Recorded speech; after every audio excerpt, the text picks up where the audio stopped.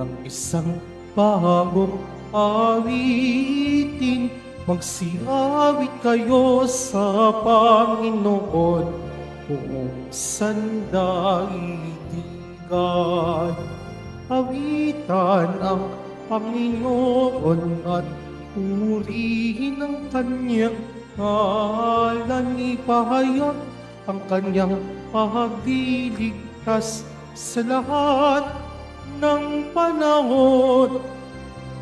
Magsiawit kayo sa Panginoon ng isang bagong awitin. Magsiawit kayo sa Panginoon, buong sandaigdigan. Sa ngalan ng Ama at ng Anak at ng Espiritu Santo, Amen. sumainyo ang Panginoon. At sumairin. Mga kapatid, aminin natin ang ating mga kasalanan upang tayo maging marapat gumanap sa banal na pagdiriwang. Inaamin ko Sa makapangyarihang Diyos at sa inyo mga kapatid, nalubha akong nagkasala sa isip, sa salita at sa gawa, at sa aking pagkukulang.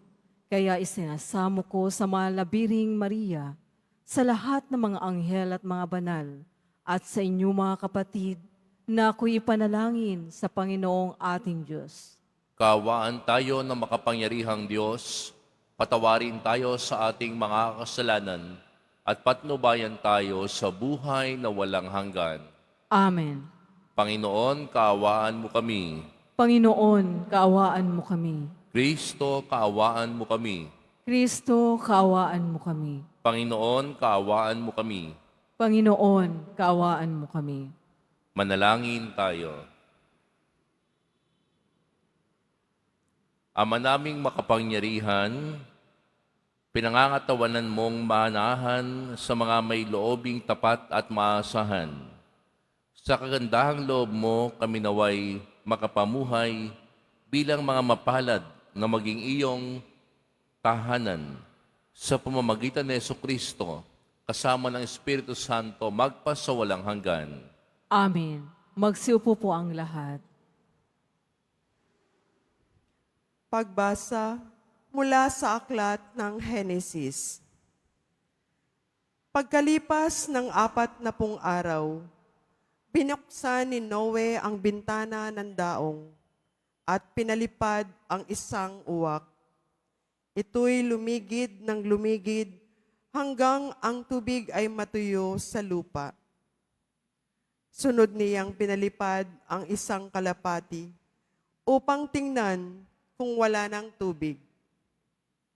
Palibhas ay lagana pa ang tubig, hindi makapaglapag ang kalapati, kaya't nagbalik ito.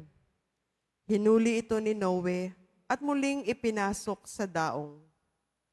Pagkaraan ng 7 araw, muli niyang pinalipad ang kalapati. Pagbabalik nito kinagabihan, ito'y may tangay na sariwang dahon ng olibo. Natiyak ni Noe na kati na ang tubig. Paglipas uli ng 7 araw, si Noe ay nagpinalipad uli ang kalapati, ngunit hindi na ito nagbalik. Noon ay 601 taon si Noe. Nang unang araw ng unang buwan, inalis ni Noe ang takip ng daong at nakita niyang natutuyo na ang lupa. Si Noe ay nagtayo ng dambana para sa Panginoon. Kumuha siya ng isa sa bawat hayop at ibong malinis at sinunog bilang handog. Nang masamyo ng Panginoon ang halimuyak nito, sinabi niya sa sarili, "Hindi ko na susumpain ang lupa dahil sa gawa ng tao. Alam kong masama ang kanyang isipan mula sa kanyang kabataan. Hindi ko na lilipulin uli ang anumang may buhay. Hanggang naririto't buo ang daigdig, tagtanim, tag-ani, palaging sasapit, tag-araw, tag-ulan, taglamig, tag-init, ang araw at gabi ay hindi mapapatid. Ang salita ng Diyos. Salamat sa Diyos. Maghahandog ako sa Diyos ng pagpupuring malugod. Maghahandog ako sa Diyos ng pagpupuring malugod. Sa Diyos ko't Panginoon, anong aking ihahandog sa lahat ng kabutihan na sa akin ay kaloob? Ang handog ko sa dambana ay inumin na masarap bilang aking pagkilala sa ginawang pagliligtas. Maghahandog ako sa Diyos ng pagpupuring malugod.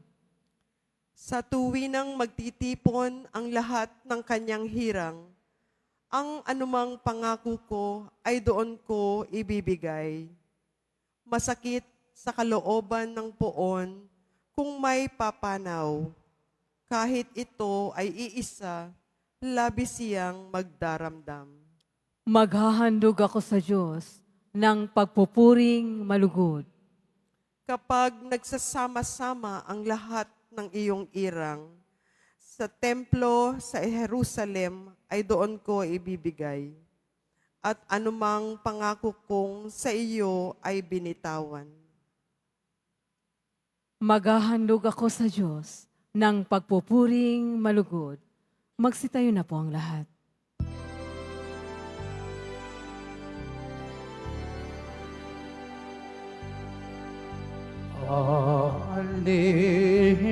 Alleluia, Alleluia, Alleluia, Alleluia.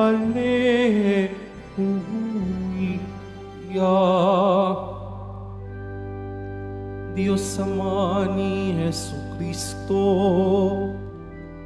kami ay niwanagan mo at tutuguan kami sa iyo. Alleluia, Alleluia,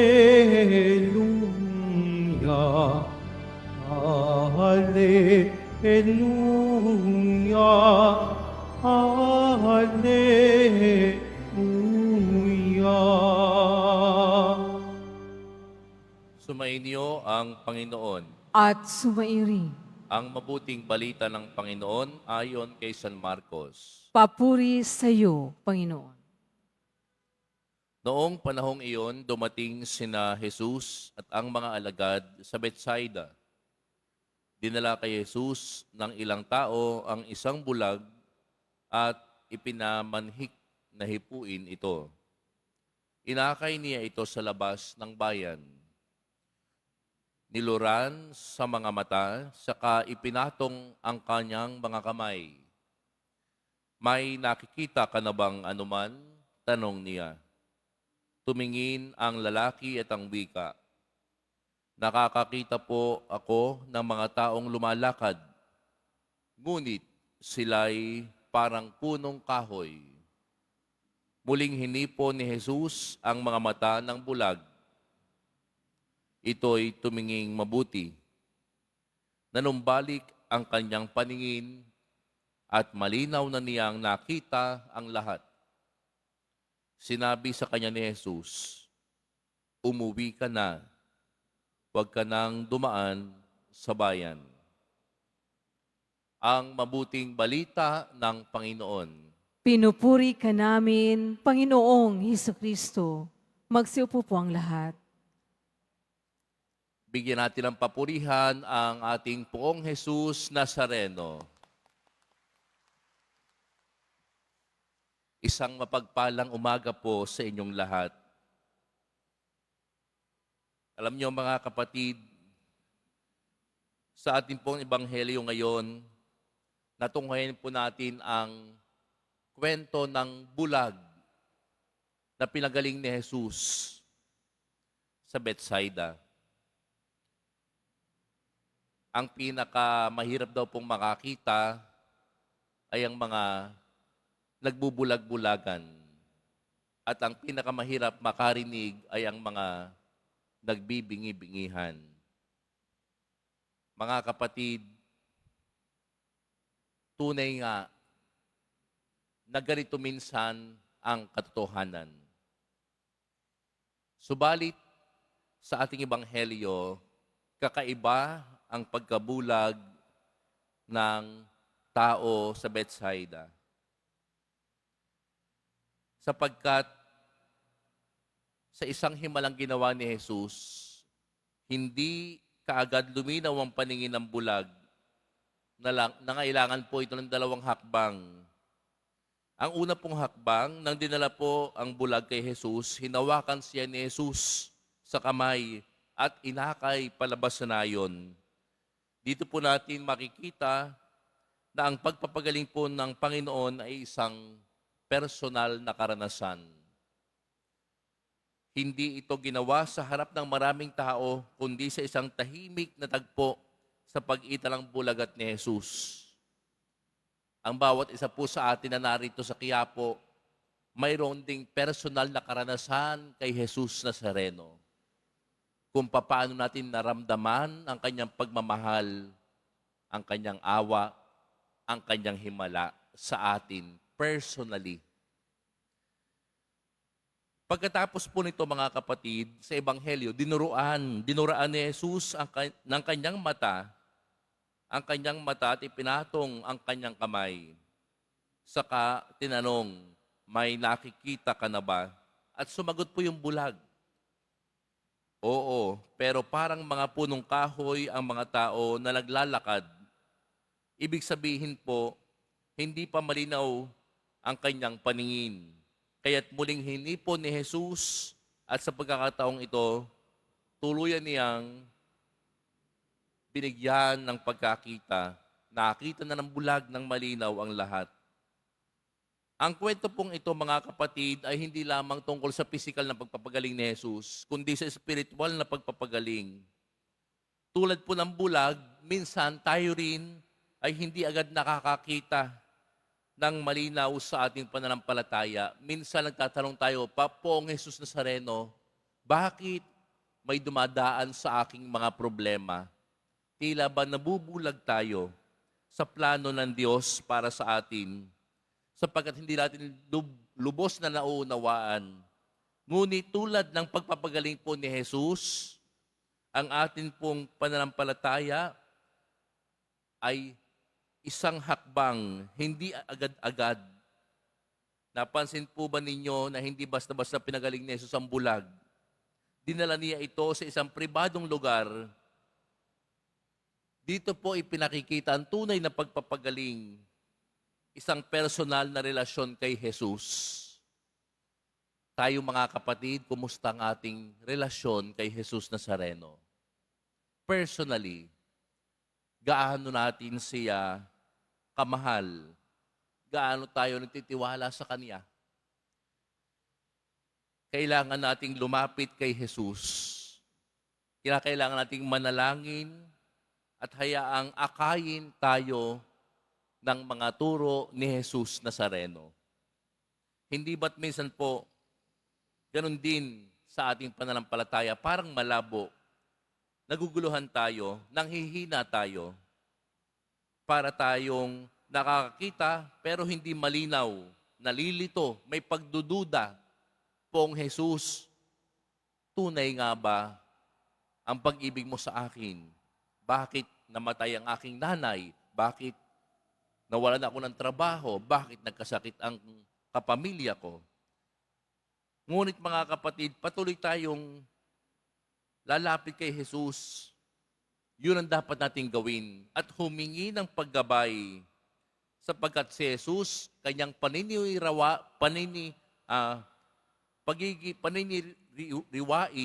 paggagawing sariwa ang ating pananampalataya. Hanggang sa ito ay maging pananampalatayang matibay at handang makakita ng malinaw sa plano ng Diyos. Lord, I surrender to you. Minsan malabo sa tingin ko, pero alam ko, basta plano mo, bigyan mo lang ako ng mas malalim na pananampalataya, lilinaw ang lahat. Mga kapatid, hinahawakan tayo ni Jesus Nazareno ngayon. Inaakay tayo ngayon palabas ng ating pagkabulag. Ano po yung mga pagkabulag? Yung kasalanan, pagdududa, yung mga takot, at inaanyayahan tayo ni Jesus na magtiwala sa Kanya. Magpaakay tayo kay Jesus Nazareno. Sapagkat kung si Jesus ang mag-aakay sa atin, alam po natin, buong pagmamahal niya tayong gagabayan, buong awa niya tayong sasamahan, buong pag-ibig niya tayong aakayin patungo sa malinaw na daan. Amen. Mahal na pong Jesus Nazareno, maawa ka sa amin.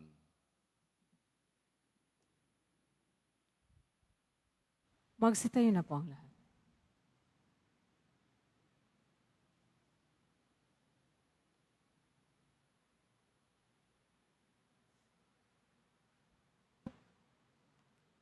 Minamahal kong mga kapatid, hilingin natin sa Diyos Ama na buksan ang ating mga mata upang makasunod tayo sa Kanya ng buong puso. Ang ating itutugon, Ama, punuin mo kami ng iyong liwanag. Ama, punuin mo kami ng iyong liwanag. Ang simbahan naway umunlad sa kanyang pagsisikap na dalhin ang liwanag sa mga nakararanas ng kadiliman sa kanilang buhay. Manalangin tayo. Ama, punuin mo kami ng iyong liwanag. Sa pamamagitan ng ating mabuting gawain, ang mga hinahamak, mga itinakwil at mga walang nagmamahal sa ating lipunan, naway makaramdam ng paggalingan ng Diyos sa kanilang buhay. Manalangin tayo. Ama, punuin mo kami ng iyong liwanag. Tayong lahat naway magkaroon ng matatag na pananalig kay Jesus na siyang nagbubukas ng ating paningin sa kagandahan ng kaharian ng Diyos. Manalangin tayo. Ama, punuin mo kami ng iyong liwanag. Ang mga may sakit at mga nagdurusa, naway makita at madama ang pagmamahal na presensya ng Diyos sa mga taong kumakalinga sa kanila. Manalangin tayo. Ama, punuin mo kami ng iyong liwanag. Ang ating mga yumaong kamag-anak at kaibigan, naway makatagpo ng walang maliw at walang hanggang kapahingahan. Manalangin tayo. Ama, punuin mo kami ng iyong liwanag. Sa ilang sandali ng katahimikan, ating ipanalangin ang iba pang mga pangangailangan ng ating pamayanan. Gayon din ang mga intensyon na inialay sa ating misa sa araw na ito at isama rin natin ang ating mga pansariling kahilingan.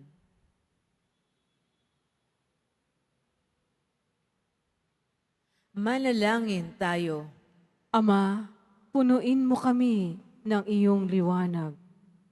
Ama naming nasa langit, punuin mo kami ng iyong pag-ibig at pawiin mo ang kadiliman sa aming buhay upang mabuhay kami sa liwanag ng iyong anak na si Kristo. Hinihiling namin ito sa pamamagitan ni Kristong aming Panginoon. Amen. Magsiupo po ang lahat.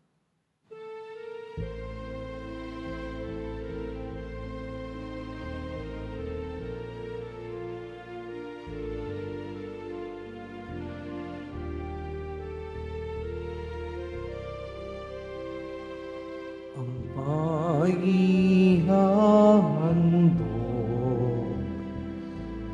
sa'yo, Panginoon,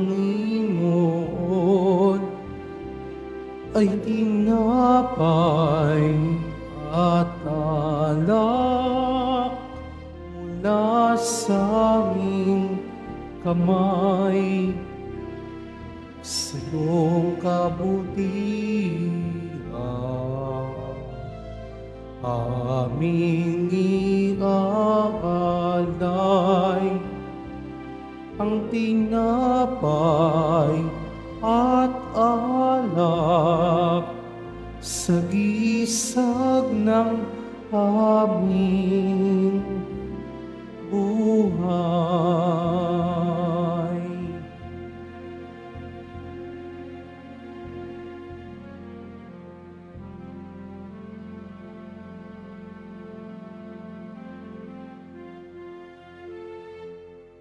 Magsitayo na po ang lahat. Manalangin kayo mga kapatid upang ang paghahain natin ay kalugdan ng Diyos amang makapangyarihan. Tanggapin nawa ng Panginoon itong paghahain sa iyong mga kamay, sa kapurihan niya at karangalan, sa ating kapakinabangan, at sa buong sambayanan niyang banal. Ama naming lumikha, kami naway dalisayin at panibaguhin ng aming gaganaping paghahain. Kami naway itaguyod ng gagawin naming ito sa pagnanais naming sundin ang loob mo.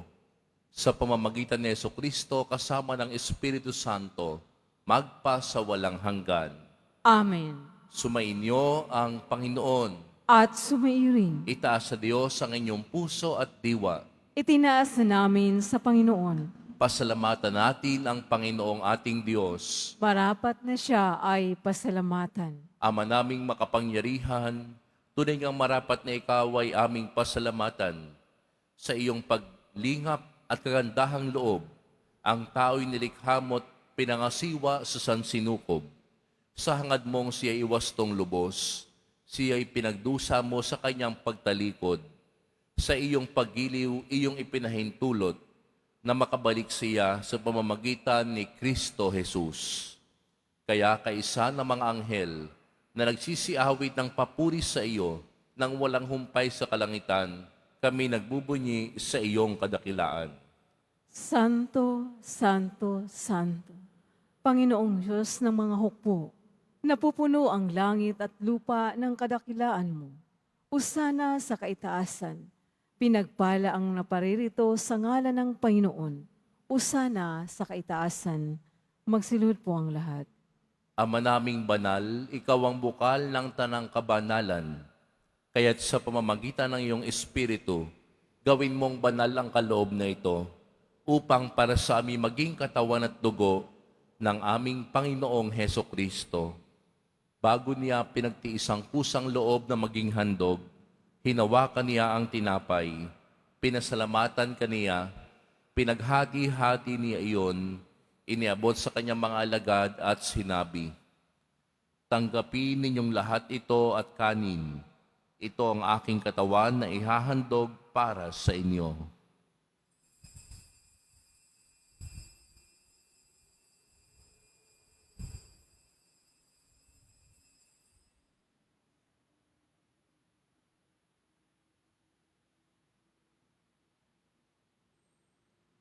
Gayon din naman nung matapos ang hapunan, hinawakan niya ang kalis, muli kaniyang pinasalamatan, iniabot niya ang kalis sa kanyang mga alagad at sinabi, "Tanggapin ninyong lahat ito at inumin. Ito ang kalis ng aking dugo ng bago at walang hanggang tipan. Ang aking dugo na ibubuhos para sa inyo at para sa lahat, sa ikapagpapatawad ng mga kasalanan. Gawin ninyo ito sa pag-alala sa akin."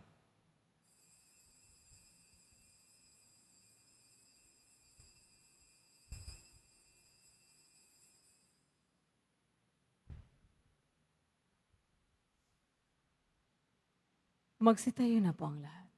Ipagbunyi natin ang misteryo ng pananampalataya. Si Kristo'y namatay, si Kristo'y nabuhay, si Kristo'y babalik sa wakas ng panahon. Ama, ginagawa namin ngayon ang pag-alala sa pagkamatay at muling pagkabuhay ng iyong anak. Kaya't iniaalay namin sa iyo ang tinapay na nagbibigay buhay at ang kalis na nagkakaloob ng kaligtasan. Kami nagpapasalamat dahil kami iyong minarapat na tumayo sa harap mo para maglingkod sa iyo. Isinasamo namin kaming magsasalo-salo sa katawan at dugo ni Kristo ay mabuklod sa pagkakaisa sa pamamagitan ng Espiritu Santo. Ama, lingapin mo ang iyong simbahang laganap sa buong daigdig. Puspusin mo kami sa pag-ibig kay ni Francisco na aming Papa at ni Jose na aming Obispo at ng Tanang Kaparian. Alalahanin mo rin ang mga kapatid naming nahimlay nang may pag-asang sila'y muling mabubuhay. Gayon din ang lahat ng mga pumanaw. Kaawaan mo sila at patuloyin sa iyong kaliwanagan. Kaawaan mo at pagdapan kaming lahat na makasalo sa iyong buhay na walang wakas. Kaisa ng mahal na Birheng Maria na ina ng Diyos, ng kabiyak ng puso niyang si San Jose, kaisa ng mga apostol at ng lahat ng mga banal na namuhay dito sa daigdig ng kalugod-lugod sa iyo. May pagdiwang nawa namin ang pagpupuri sa ikararangal mo sa pamamagitan ng iyong anak na aming Panginoong Heso Kristo. Sa pamamagitan ni Kristo, kasama niya at sa Kaniya, ang lahat ng parangal at papuri ay sa iyo, Diyos amang makapangyarihan, kasama ng Espiritu Santo, magpa sa walang hanggan. Amen. Sa tagubilin ng mga nakagagaling na utos at turo ni Jesus na Panginoon natin at Diyos, ipahayag natin ang lakas loob.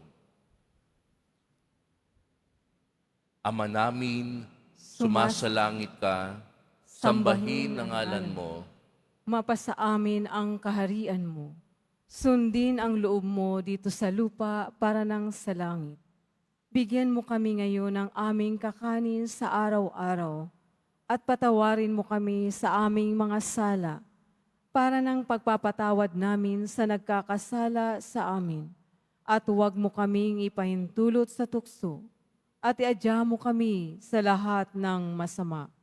Hinihiling namin kami iadya sa lahat ng masama, pagkalooban ng kapayapaan araw-araw, iligtas sa kasalanan, at ilayo sa lahat ng kapahamakan, samantalang aming pinananabikan ang dakilang araw ng pagpapahayag ng tagapagligtas naming si Yesu Kristo.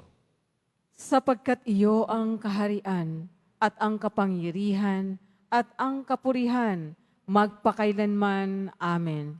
Panginoong Heso Kristo, sinabi mo sa iyong mga apostol, kapayapaan ang iniiwan ko sa inyo, ang aking kapayapaan ang ibinibigay ko sa inyo. Tunghayan mo ang aming pananampalataya at huwag ang aming pagkakasala. Pagkalooban mo kami na kapayapaan at pagkakaisa ayon sa iyong kalooban, kasama ng Espiritu Santo magpasawalang hanggan. Amen. Ang kapayapaan ng Panginoon ay laging sumainyo. At sumairi. Magbigayan kayo ng kapayapaan sa isa't isa.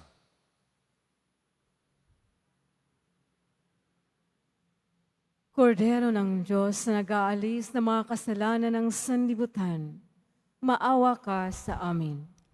Kordero ng Diyos na nag-aalis ng mga kasalanan ng sanlibutan, maawa ka sa amin. Kordero ng Diyos na nag-aalis ng mga kasalanan ng sanlibutan, ipagkaloob mo sa amin ang kapayapaan. Magsiluhod po ang lahat.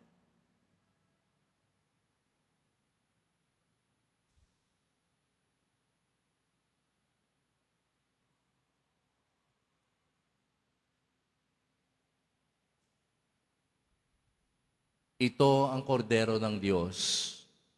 Ito ang nag-aalis ng kasalanan ng sanlibutan. Mapalad ang mga inaaniyahan sa kanyang piging. Panginoon, hindi ako karapat-dapat na magpatuloy sa iyo. Ngunit sa isang salita mo lamang ay gagaling na ako.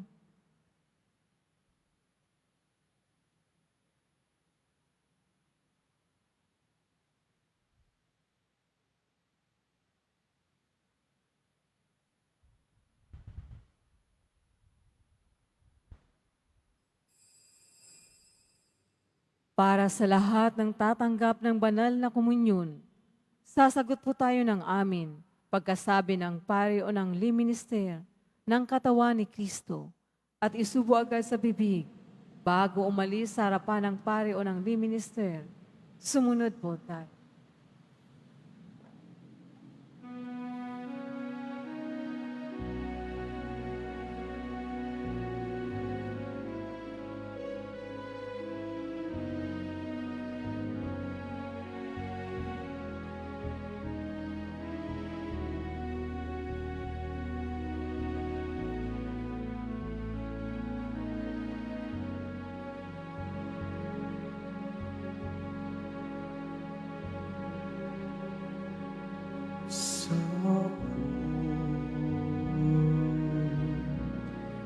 pusong umiimay.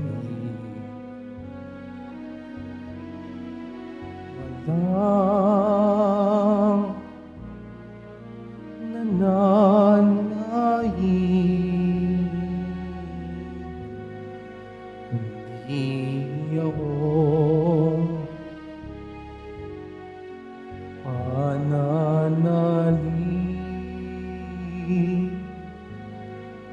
sa sintang inibig.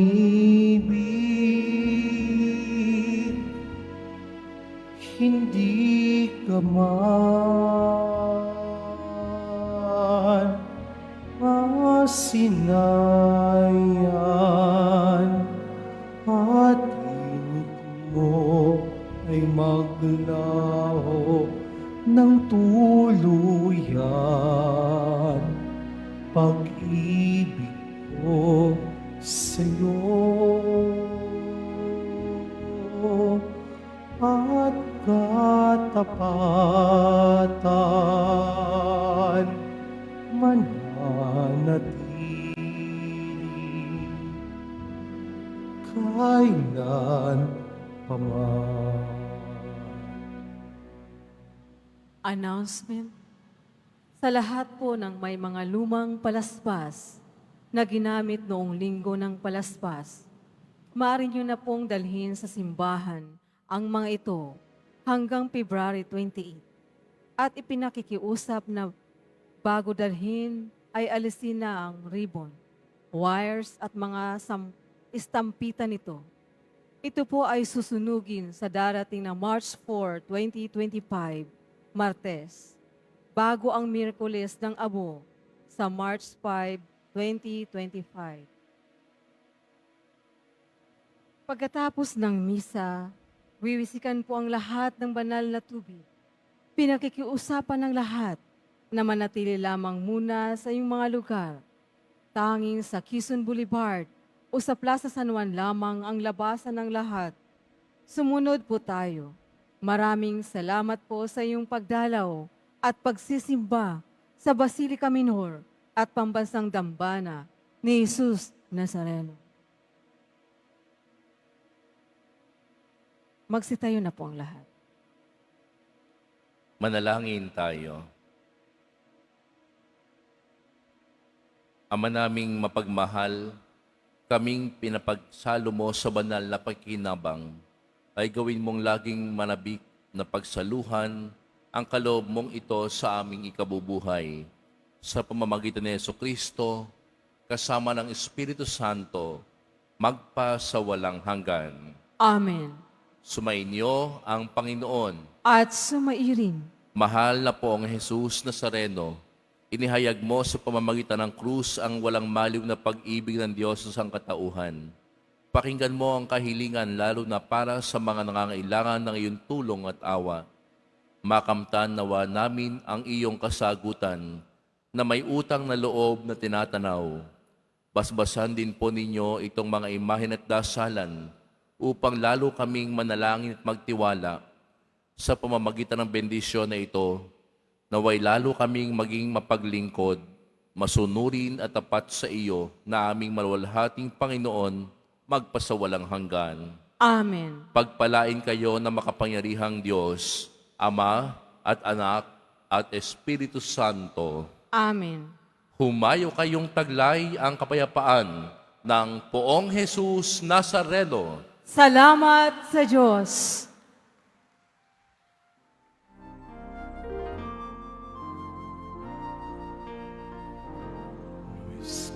Padre Jesus Nazareno, sinasamba ka namin. Pinipinto ka namin. Aral mo ang aming buhay at kaligtasan.